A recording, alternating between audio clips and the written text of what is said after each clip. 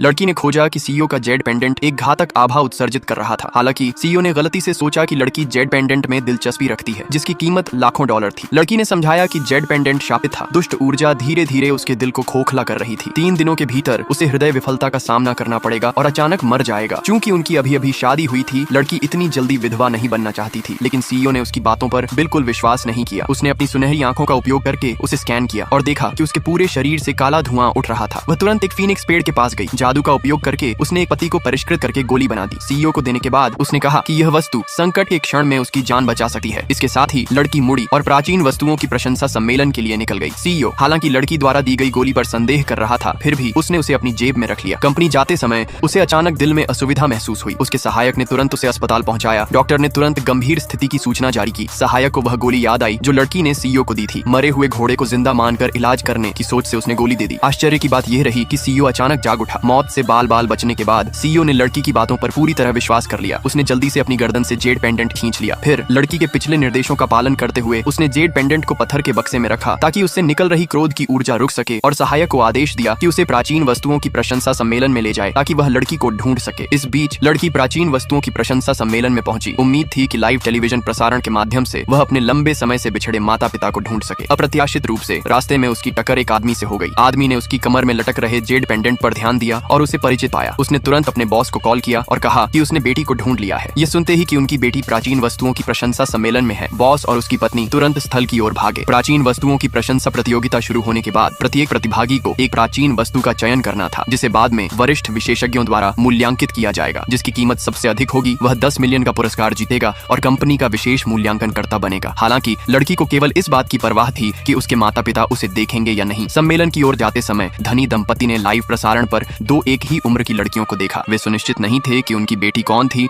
इसलिए उन्होंने पहले स्थल पर जाने का निर्णय लिया। उसी समय लड़की और उसकी एक पुरानी सहपाठी ने एक ही बुद्ध प्रतिमा का चयन किया। चूंकि प्रतियोगिता के नियमों में एक ही प्राचीन वस्तु चुनने पर रोक थी, सहपाठी को दूसरी वस्तु चुननी पड़ी। फिर विशेषज्ञों ने प्राचीन वस्तुओं का मूल्यांकन शुरू किया। पहले 3 प्राचीन वस्तुओं की कीमत $500,000 से कम थी। विशेषज्ञ ने तुरंत पहचाना कि सहपाठी द्वारा चुनी गई वस्तु असाधारण थी। अंततः उसका मूल्यांकन 5 मिलियन हुआ, जो प्रतियोगिता में सबसे अधिक था। जब विशेषज्ञ ने लड़की द्वारा चुनी गई बुद्ध प्रतिमा का मूल्यांकन किया तो उसे बहुत साधारण पाया और उसकी कीमत केवल $200,000 आंकी, जो सबसे कम थी। किसी को पता नहीं था ये बुद्ध प्रतिमा इतनी साधारण नहीं थी। जब होस्ट सहपाठी की जीत की घोषणा करने वाला था, लड़की ने विशेषज्ञ से बुद्ध प्रतिमा का पुनर्मूल्यांकन करने का सुझाव दिया, ये कहते हुए कि विशेषज्ञ का मूल्यांकन उसकी वास्तविक कीमत का 1% से भी कम था। लड़की की बातों ने तुरंत विशेषज्ञ को क्रोधित कर दिया, क्योंकि उसके पास दशकों का मूल्यांकन अनुभव था और वह शायद ही कभी गलत हुआ था। अब एक युवा लड़की द्वारा सवाल उठाना उसके अहंकार के लिए बड़ा झटका